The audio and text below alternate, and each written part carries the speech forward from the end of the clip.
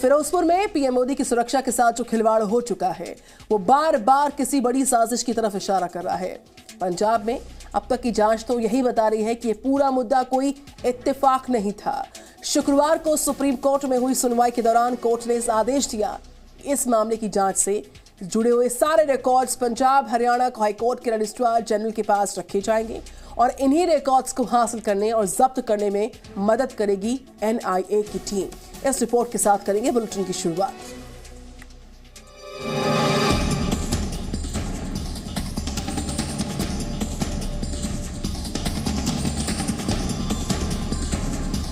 तस्वीरों में दिख रहे ये वो नाम हैं जिन पर हुसैनीवाला में हुई घटना की जांच का जिम्मा सौंपा गया है। दरअसल शुक्रवार को सुप्रीम कोर्ट में प्रधानमंत्री की सुरक्षा में हुई चूक का मामला उठा, जिस पर कोर्ट ने आदेश दिया कि इसकी जांच के सभी record Punjab Haryana high court के रजिस्ट्रार जनरल के पास सुरक्षित रखे जाएंगे और इसकी जिम्मेदारी एनआईए के 7 अधिकारियों पर होगी। जी न्यूज को मिली एक्सक्लूसिव जानकारी के मुताबिक एनआईए के अधिकारी इस मामले में पंजाब और हरियाणा उच्च न्यायालय के रजिस्ट्रार जनरल की मदद करेंगे। पुलिस महानिरीक्षक संतोष रस्तोगी जांच में रिकॉर्ड हासिल करने और जब्त करने में सहायता करेंगे और उनके साथ इस टीम में 6 अन्य अधिकारी शामिल होंगे, जिनमें 3 डीआईजी रैंक के अधिकारी हैं।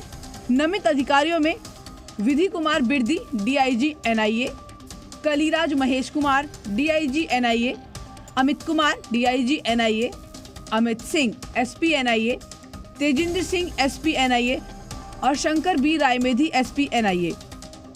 एनआईए के महानिदेशक कुलदीप सिंह ने शुक्रवार को इस संबंध में एक आदेश जारी किया है। इस पूरे मामले में भले ही चन्नी सरकार राजनीतिक तूल देने की कोशिश कर रही हो, लेकिन घटना के बाद से जांच में जो चीजें सामने आ रही हैं, वो कुछ और ही इशारा कर रही हैं। ऐसी कई तस्वीरें जी न्यूज आपको दिखा भी चुका है। शुक्रवार को ही पंजाब में फिरोजपुर की सीमा सुरक्षा बल को सतलुज नदी में एक संदिग्ध नाव मिली है। इत्तेफाक की बात तो ये है कि ये नाव उस घटनास्थल से 50 किलोमीटर की दूरी पर थी, जहां प्रधानमंत्री मोदी का काफिला रुका था। फिलहाल इसकी भी जांच चल रही है। आखिर ये नाव आई कहां से और इसे कौन लेकर आया। प्रधानमंत्री नरेंद्र मोदी के पंजाब दौरे में सुरक्षा की कमी के चलते कई बड़े सवाल खड़े हो रहे हैं, जिसको लेकर केंद्र की एजेंसियों की ओर से बठिंडा और फिरोजपुर में गहराई से जांच की जा रही है। जिन जगहों पर प्रधानमंत्री पहुंचे थे, उन जगहों पर एमएचए टीम जांच भी कर रही है। इस मामले में भटिंडा एसएसपी से भी 2 बार पूछताछ की गई थी और आज भटिंडा के एसएसपी इस मामले पर अपनी रिपोर्ट भी सौंपेंगे।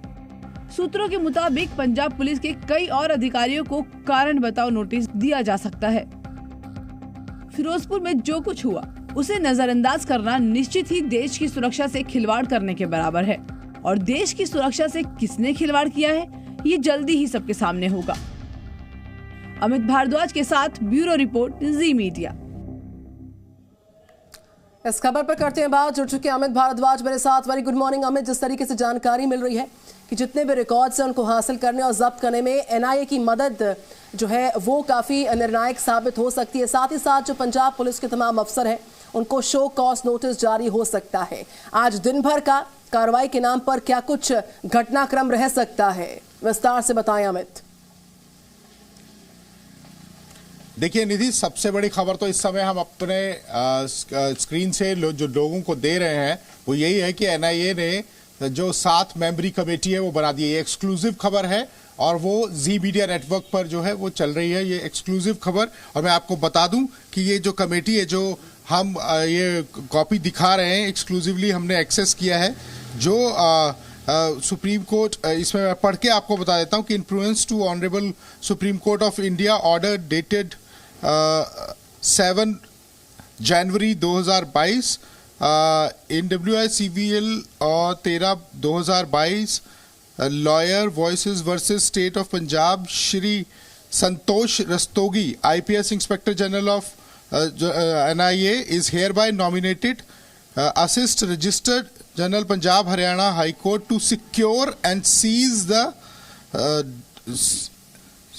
records from the state police as well as the central agencies। ये सबसे बड़ी खबर हम आपको दे रहे हैं कि एनआईए ने 7 मेंबरी कमेटी जो है वो बना दी है, जिसमें संतोष रस्तोगी जो है वो इंस्पेक्टर जनरल जो हैं एनआईए के, वो लीड करेंगे और उनके साथ जो होंगे वो भी अधिकारी हैं, जिसमें विधि कुमार बिरदी जो डिप्टी इंस्पेक्टर जनरल हैं, डीआईजी हैं एनआईए, और कलिराज महेश कुमार ये भी डीआईजी हैं, आईपीएस हैं, और अमित कुमार ये भी डिप्टी डीआईजी हैं एनआईए, अमित सिंह, तेजेंद्र सिंह, शंकर बी रमेदी। तो ये सारे जो लोग हैं इनकी ये कमेटी बनाई गई है, और संतोष रस्तोगी अगर चाहेंगे तो और लोग उनके साथ वो जो है वो जोड़ सकते हैं, वो ले सकते हैं इस टीम में। तो ये एक बड़ी खबर हम दे रहे हैं अपने दर्शकों को। ये डायरेक्टर जनरल की हम लेटर जो है ये दिखा रहे हैं, और मैं आपको बता दूं कि सबसे बड़ी खबर यही है कि अब रिकॉर्ड को सीज किया जाएगा, सिक्योर किया जाएगा, और उसके बाद जो है वो कार्रवाई की गई। तो एनआईए ने जो है वो अपनी जांच टीम भी इसमें शामिल की है, और ये सारे रिकॉर्ड को सीज करेगी, सिक्योर करेगी, और उसके बाद कार्रवाई करेगी। मैं आपको बता दूं कि एमएचए की एक और टीम आज आ सकती है, और वो भी इसमें जांच करेगी। वो 11 बजे तक पहुंचने की जो हमारे सोर्सेज हैं वो बता रहे हैं, और अभी भी टीमें यहाँ पर मौजूद हैं।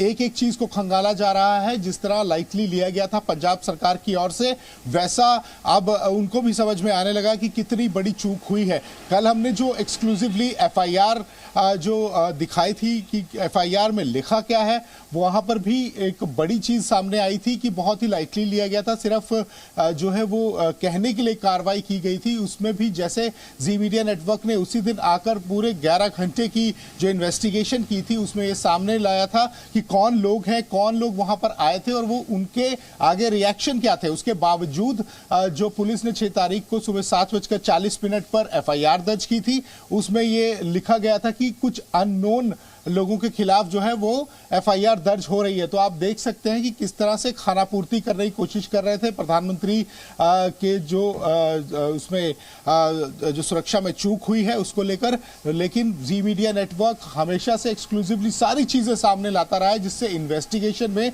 काफी मदद मिलती रही है एजेंसीज को भी और अधिकारियों को भी। मैं आपको बता दूं कि हमने एक एक तथ्य को खोला था, तो जितनी लापरवाही दिखाई गई थी उस सारी चीजों को हमने सामने लाए, और उसके बाद तथ्य भी उनको दिए कि ये देखिए ये लोग हैं, इनसे जांच कर लीजिए, ये लोग सामने आए थे। इस तरह की जो चीजें थी वो वहां पर घटनाक्रम हुआ था। एक एक चीज जी मीडिया नेटवर्क सामने लाया। तो इस समय की सबसे बड़ी खबर निधि हम लोग दे रहे हैं कि एनआईए ने 7 मेंबर कमेटी बना ली है, और जो दर्शक हमारे स्क्रीन पे भी देख रहे होंगे कि ये जो लेटर है एनआईए का, उसमें सबके नाम मेंशन है। सभी आईपीएस अब वो रिकॉर्ड को सीज करेंगे और सिक्योर करेंगे। बिल्कुल अमित, इस वक्त की सबसे बड़ी खबर इस पूरे मामले में आप साझा कर रहे हैं।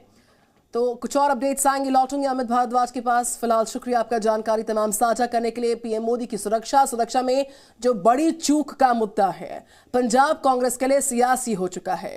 पंजाब के सीएम चरणजीत सिंह चन्नी इस पूरी घटना पर पीएम मोदी और केंद्र को घेरने में जुटे हैं। उधर केंद्र नेताओं से लेकर बीजेपी नेताओं की ओर से पंजाब में राष्ट्रपति शासन लगवाने की बातें लगातार उठ रही हैं। सुरक्षा में इस भारी भरकम चूक का ये जो पूरा मामला है, अब सियासी घमासान में तब्दील होता हुआ।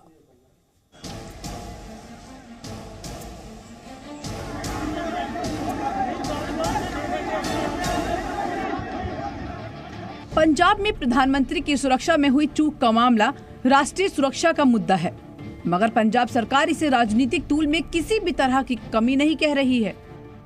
पहले तो पंजाब की कांग्रेस सरकार ने इस पूरी घटना को फिरोजपुर रैली से जोड़ दिया, लेकिन अब सीएम चन्नी ने एक ट्वीट कर इस मामले को नया राजनीतिक रंग देने की कोशिश की है।